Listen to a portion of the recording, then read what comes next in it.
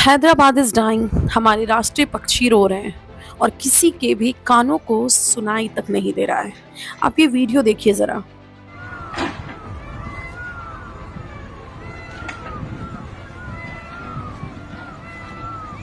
ये उन पक्षियों का रोना है जिन्हें उन्हीं के घरों से निकाल फेंका जा रहा है। उनकी आवाज़ सुनने के लिए, उनका स्टैंड लेने के लिए, उनका सहयोग करने के लिए कोई भी खड़ा नहीं है।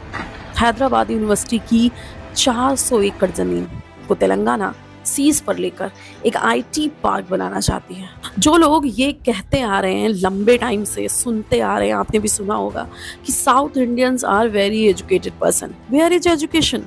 जंगल को खत्म कर देना, एनिमल्स को निकाल फेंकना, मार देना, पेड़ पौधों का नाश कर देना, इसको एजुकेशन कहते हैं। ये एजुकेशन नहीं है, ये गधापन है, ये करप्शन है, बेवकूफ़ी है। स्टूडेंट्स हो, फैकल्टी हो, टीचर्स हो, इन्वायरमेंट स्पेशलिस्ट हो, कई दिनों से प्रोटेस्ट कर रहे हैं। पूरा तेलंगाना गवर्नमेंट उन्हें घसीट कर, मार कर, पीट कर निकाल रहा है, जेलों में भर रहा है, FIR कर रहा है ताकि जंगल को खत्म किए जा सके। तेलंगाना गवर्नमेंट कह रही है कि यहाँ पर कोई भी मेजर एनिमल, मेजर स्पीसीज है ही नहीं। बट जब सर्च किया जा रहा है तो पता चल रहा है कि इस पूरे रीजन में यानी 400 एकड़ में कितनी सारे स्पीसीज और एनिमल्स हैं। लगभग 700 के आसपास फ्लोवरिंग प्लांट्स हैं यहाँ पर। 10 स्पीसीज मैमल्स के हैं, 15 स्पीसीज रेप्टाइल्स के हैं, ओवरऑल 200 स्पीसीज बर्ड के हैं। और सबसे खास बात कि राष्ट्रीय पक्षी मोर का हैबिटेट एरिया है ये।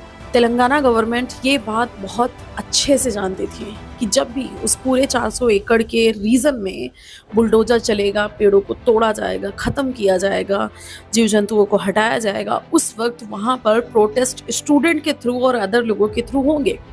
यही मेन रीज़न था कि इस गवर्नमेंट ने जानबूझकर पिछले 4 दिनों में काम स्टार्ट करवाया, जिन 4 दिनों में हाई कोर्ट बंद रहता है, ताकि कोई भी स्टे, कोई भी रोक नहीं लगाई जा सके। बुलडोजर्स के साथ लेके हमारे कैंपस के अंदर हम लोग जब उसको रोकने जाते हैं तो बुलडोजर के सामने हम लोग खड़ा होते हैं तो पुलिस हमारे पे लाठी चार्ज करती है और मुझे लगभग 50 छात्रों को डिटेन कर लिया जाता है और बाकी छात्रों को भी मारा जाता है। उसमें मुझे ज़मीन पे लिटाया जाता है और वो अपने बूट से मुझे मारते हैं। और उसके बाद जब मैं अपने आप को रोकने का कोशिश करता हूँ, मैं अपने आप को बचाने का कोशिश करता हूँ तो 4 पुलिस वाले मुझे उठाकर और गाड़ी में फेंक देते हैं और गंदी गंदी गालियाँ देकर बोलते हैं इसे ले जाओ थाने में। माधवपुर स्टेशन में मुझे बंद किया जाता है। तो ये बर्बरता बढ़ती जा रही है प्रोटेस्टर्स के साथ में।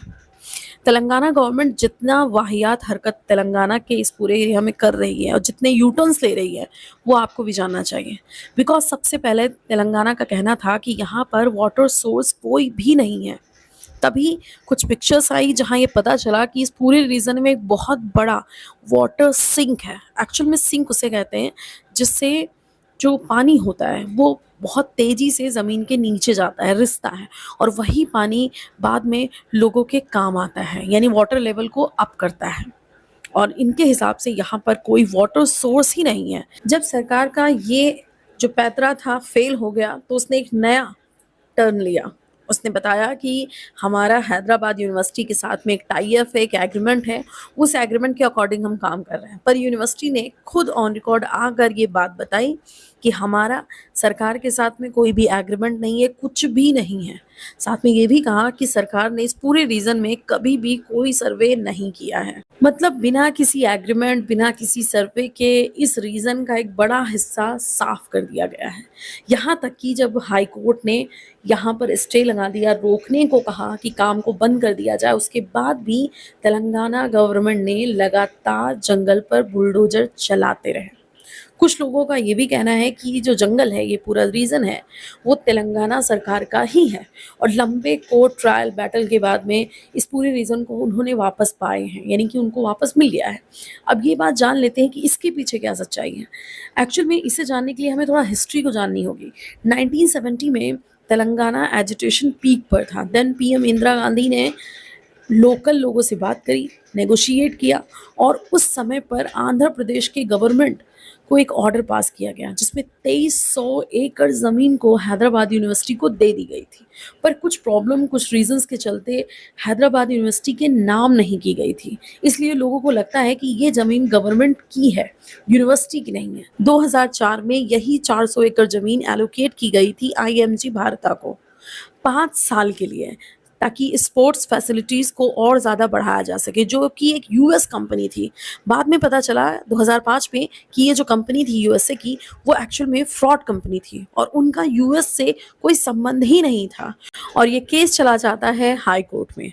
हाई कोर्ट के द्वारा 2024 में फैसला आया जिसमें बताया गया कि आईएमजी भारता नाम की जो कंपनी थी वो फ्रॉड कंपनी थी। देन जो लैंड था, यानी 400 एकड़ की जो ज़मीन थी, वो दे दी जाती है स्टेट गवर्नमेंट को। यानी कि जो ज़मीन है वो फ़िलहाल के लिए स्टेट गवर्नमेंट की है।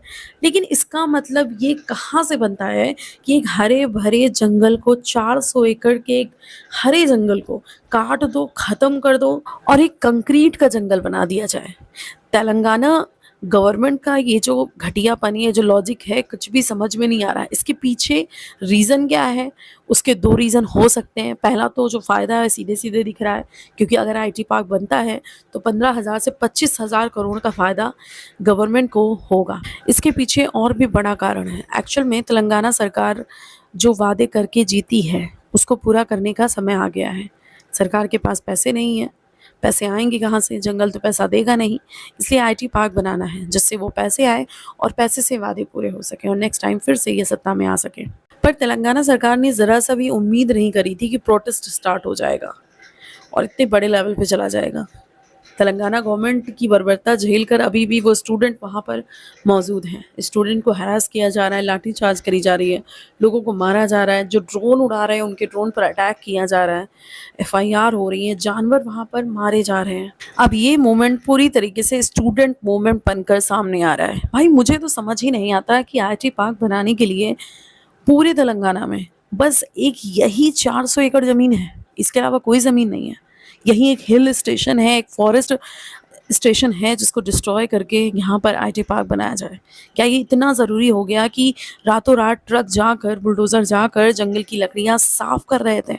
और जब इतनी आवाज़ उठाई गई स्टूडेंट द्वारा, इकोलॉजिस्ट द्वारा, तो कोर्ट को भी एक्शन लेना पड़ा। इसलिए मैं कहती हूँ कि चुप रहने से ज़्यादा बेहतर है कि आप अपनी बात को सामने रखें, क्योंकि जब आवाज़ उठाई जाती है तो न्यूज़ चैनल्स, पेपर्स, सबको नोटिस करना पड़ेगा। हाई कोर्ट ने जब डिसीजन सुनाया तो उन्होंने कई बार कोट किया है न्यूज़ आर्टिकल्स को, वीडियोस को, पेपर्स को। बार बार हाई कोर्ट ने ये कहा है कि न्यूज़पेपर्स ये दिखा रही है, शो कर रही है कि वहाँ पर जंगल को काटा जा रहा है, और ये भी कि किस तरीके से रात में ट्रीज़ को वहाँ गिराया गया, जबकि एनिमल्स वहाँ पर चीख चिल्ला रहे हैं। खैर फिलहाल के लिए तेलंगाना सरकार ने यहाँ पर स्टे लगा दिया है। आई होप ये जंगल कभी ना कटे और यहाँ के जीव जंतु हमेशा सुरक्षित रहे। ये वीडियो अगर आपको पसंद आई हो, वीडियो लाइक करें, शेयर करें, अपने दोस्तों के साथ। मिलते हैं फिर से किसी नई घटना के साथ नेक्स्ट सीरीज़ में।